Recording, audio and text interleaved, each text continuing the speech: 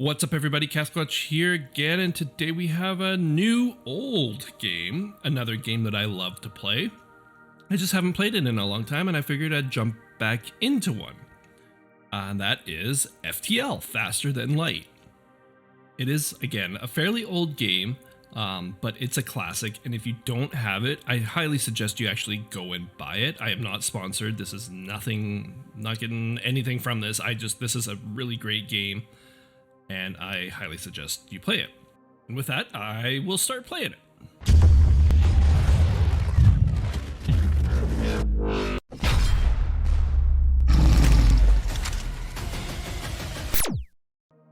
Okay, so we will start a new game.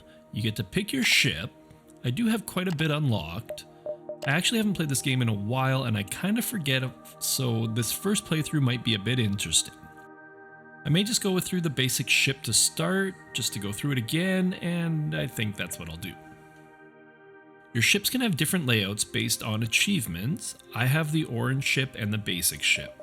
The orange ship has more firepower with only lasers and has 4 crew members. The original one has a missile and a laser and 3 crew members. And since this is the first playthrough, I will just do a basic ship and a basic layout, and we will jump right into it.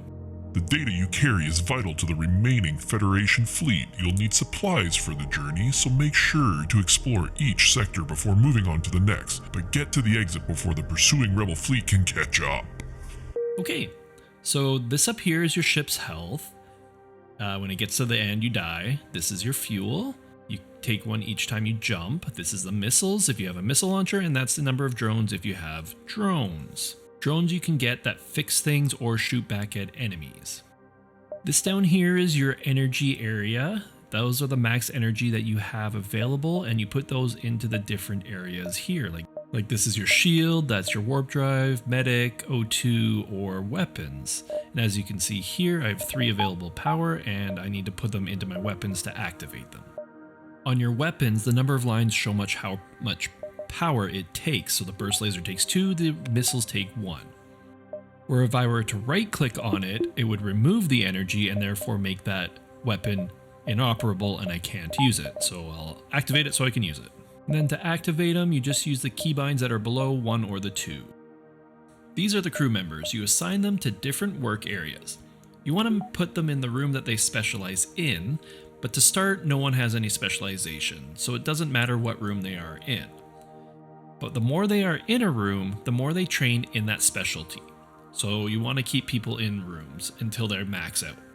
You need to have somebody in the mission control area to jump. I like to have people in weapons because it gives a faster reload. Here, actually, let's just go over these. The pilot one in the front, that gives evasion. The engine room gives evasion, which is dodging weapons. Shields, you recharge faster. Weapons, you recharge faster. Repair, you repair faster. And combat skill is you just do more damage. This happens when you fight people who come on board or when you board a ship. I'm going to move my engine guy over to the shields because I do like having him in the shields. The cameras are actually really useful.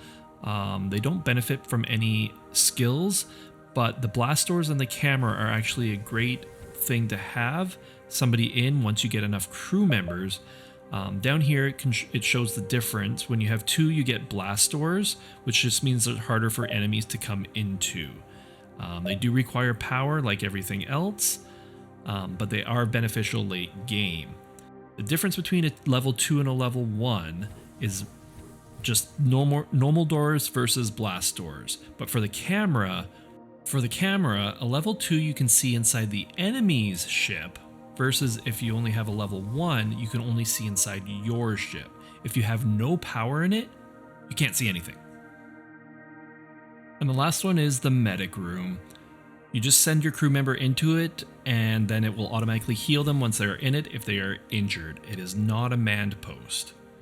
So I will just put my crew member back into the shield, and that is pretty much it for this. Oh no, I lied. Up here is your scrap metal. That is your currency in the game. You use it to upgrade your ship. You have systems, and then you have your power, like I've said earlier. Everything takes power to use. You want to upgrade your power first before your systems, because there's no point in upgrading them and then not having power to use them. Like right now, if I wanted to add more weapons, I wouldn't have the power to use them, so it'd be kind of pointless for me to do. And with that, let's jump into our first area. The point of this game is to get from your starting area and jump around and get to the exit. But each time you go, the fleet behind you also moves forward, so you want to always keep ahead of the fleet by making sure you stay ahead of them. I will go down to the bottom one because there's more ways to get through it, and we will stumble across a forward scout of the rebel fleet. This will be our first battle. So we will just hit continue, and they are powering up their FTL. If they get away, they will no doubt warn the fleet of our position. Oh, so there's a drone, so let's attack their shield and their weapons to try and get those down. And oh, there goes our shield and our O2. So we got to send somebody to go fix that.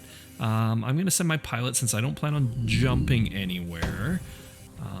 We're still attacked. Oh, we destroyed their shield and their when we destroyed everything. So that was an easy fight. Their ship breaks apart, and we are relieved to know that we are still one step ahead of the fleet, and we gained a missile, a drone part, and 15 scrap metal in that battle.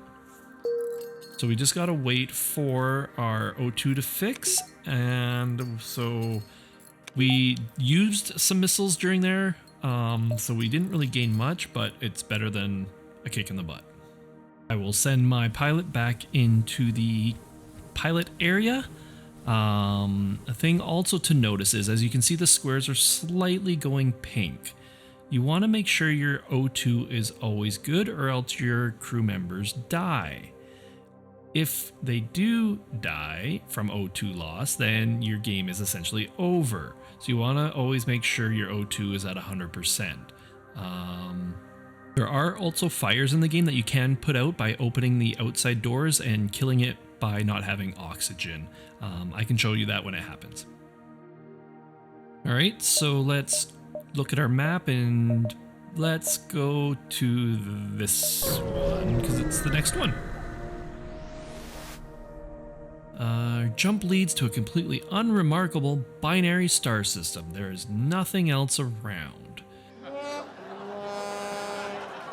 So that was completely useless. Jump, a waste of fuel, and we got nothing out of it, but we didn't get injured, so we will just go to the next jump, and we will just jump to the next one.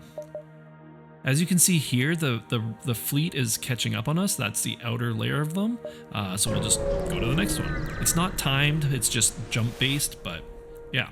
We've detected an automated rebel scout attacking a small refueling outpost. Do we intervene to defend the outpost, or do we just avoid the conflict? If we avoid it, we don't get anything, but we don't get injured. If we intervene, we may get stuff out of it, some good stuff, but we also may get injured or lose crew members. Since it's the beginning, why not do it? Detecting the higher threat, the automated ship moves in to engage our ship. So let's attack the weapons, and let's just do both on the weapons. Alright, so now after sending this missile here, that should, oh yeah, so that just destroyed that there. We ended up getting 2 missiles back, but we used quite a bit. We got another drone part and 7 more scrap out of that battle. And then for saving them, we also got 3 more fuel, 1 more missile, and 12 more scrap. So overall, not too bad. And I will upgrade my power because there is no point in upgrading systems up top here if we don't have the power to utilize them. So I will do a power upgrade here and 1 in shields and then click accept. We used our scrap, but now we have an extra power that I can now put into the shields. Why can't I put it in the shields? Oh, because I need 2 power, that's why. Well, that was useless. We shall repair this. I guess we did get hit and I didn't notice. Another thing to note is you can put multiple crew members into a room to repair it faster, which is good in emergency situations. Now that he's finished, I will put him back into the shield here, and then I will put this guy back into the weapons and jump to the next place. As you can see, they are slowly creeping up, so our starting area is actually in the warning area, which means that we don't really want to go back there. So we will just move ahead to that one there and just get ahead of the game. Your arrival is greeted by numerous computer alerts. The nearby automated rebel scout has used a local satellite to deploy a virus to disrupt your shield system.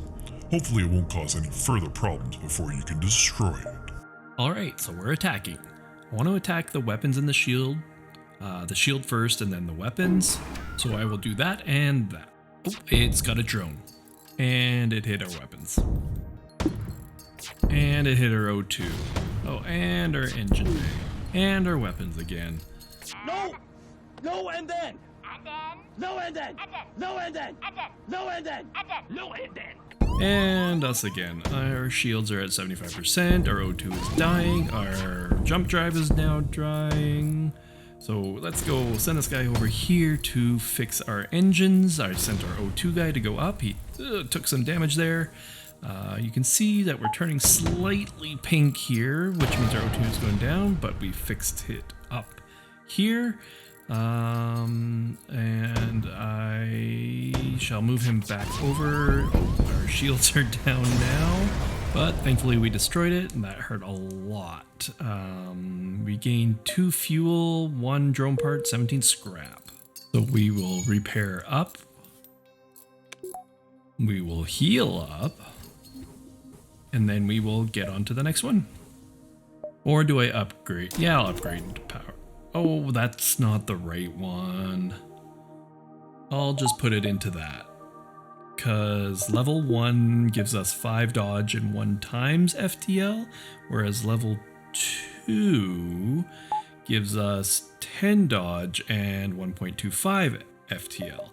That just means that our FTL charges faster, and if we are about to die, we can get out of here faster with someone in our pilot seat. So we will jump back a bit and get this one since we still have some time still. Upon completing your jump, you receive a message from a nearby ship. Greetings and welcome to our beacon. For a small fee, we'll let you continue on your way. Yeah, we're not going to do that. 1, because we don't have the scrap metal, and 2, because we're just going to attack them. Too bad. You will regret this decision. Yeah, I don't think so. We'll wait for our weapons to charge. This is what I was talking about the FTL charging. So we would have to wait for that to fill if we wanted to escape in the battle. Oh, we got a fire. We got to put out the fire before we can repair. We have to watch out though, as the fire does injure our crew member. You have made your point. We are beaten. Take these and leave us to our shame. So if we accept their offer, we get 1 missile, 1 drone part, 10 scrap, or we do not accept their surrender. I don't accept surrenders. You attacked us, so prepare to die. Prepare to die. And die you shall. Alright, so let's see what we gained. We gained a fuel, a drone part, and 16 scrap. So really we just traded a fuel for a missile, and that's about it. Which does kind of suck because I am out of missiles and I do need the missiles, but it is what it is. Let's heal this guy up and put him back in the shields and jump to the next place. This is actually one of the hardest starts I remember ever having for a first round. Usually you get a store or a distress mission to try and help you out along the way, but this has just been all battles. And speaking of battles, you are hailed by a rebel ship. When the rebellion is complete, you will see the safer world we provide. Well, you won't, but you get the point. They arm their weapons. Alright, so they have a drone, so we'll attack their shield. Oh, right, I don't have missiles. So we'll attack their shield, hopefully get that down, because their drone will wreck us. Oh, their laser just killed our blast doors. Oh, but we got our shield down, so we'll attack their drones. We'll then send our pilot to repair our blast doors, attack our shields again so they don't come up.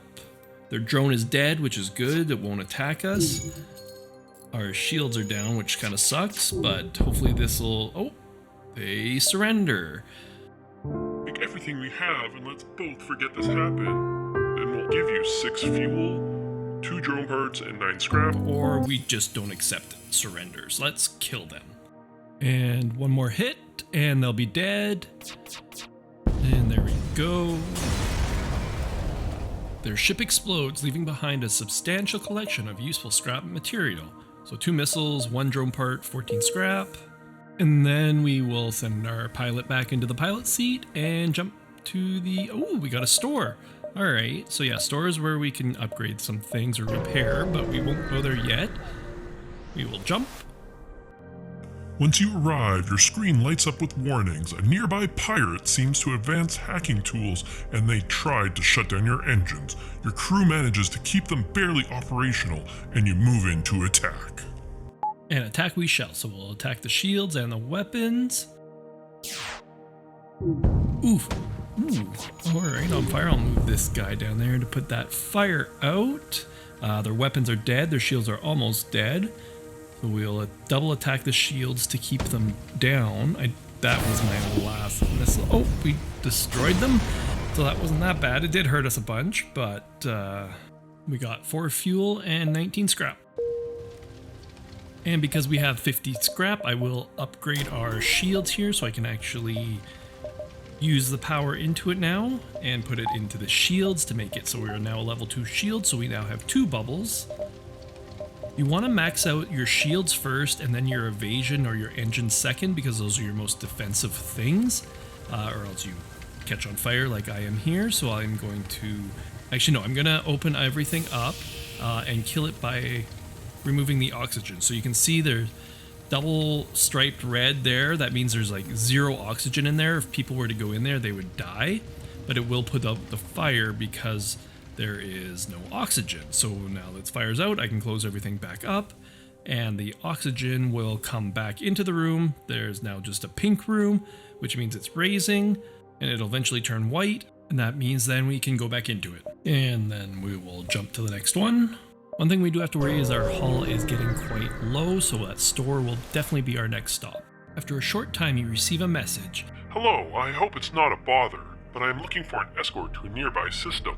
This region is quite dangerous and our ship is not well armed. We can get 3 fuel out of it, or we can decline it. We'll do it. Great, take this bit of fuel as a down payment. We'll be 1 step behind you following your jump signatures. Don't want to take any risks now, do we? Well, they don't know me very well, but yeah. One thing I didn't go over is the other tabs on your ship upgrades. This is where you have all your crew members, so you can have 8 total crew members. And then this is your auxiliary weapons, drones, cargos type thing. So you can have 4 different weapons. If you don't want to have them equipped, you can put them in your cargo. You can only have 4 spaces in your cargo. And then you have your augmentations, which is where you would put like drones or teleporters or stuff like that. You can only have 3 that go in there. So let's jump and let's go to the store. Let's go to the store because we definitely need to repair. There is only one other ship at this beacon and it is showing heavy damage. You receive a message on your console.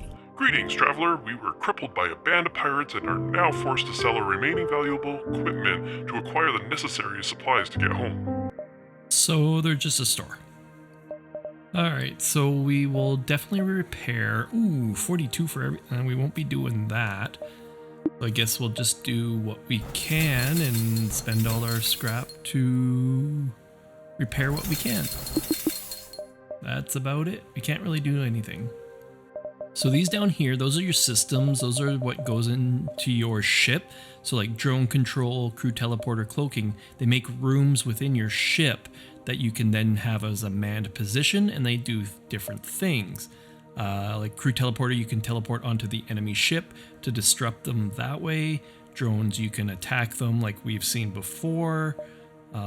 Cloaking makes it so they can't target you every once in a while at all. The empty spaces on your ship are where those would go.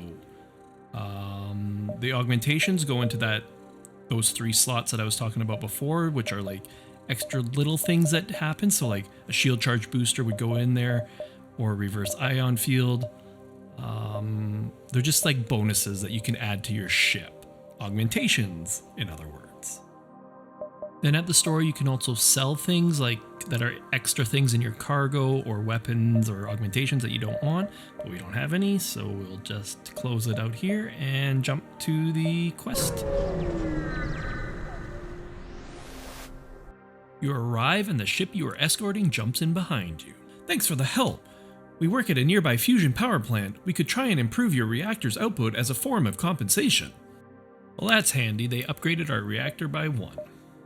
So in our power now, we now have an extra power for free, so that's good. I'll put it in my weapons. Why can't I put it in my weapons? Oh, it's because I don't have any missiles. So let's jump to the exit. This is our final jump.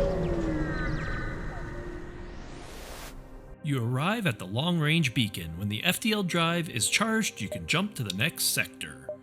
You arrive near a damaged and dilapidated space station. It appears to be abandoned, but you detect faint life signatures on board. Do we board the space station and look for survivors, or scrap some of their debris?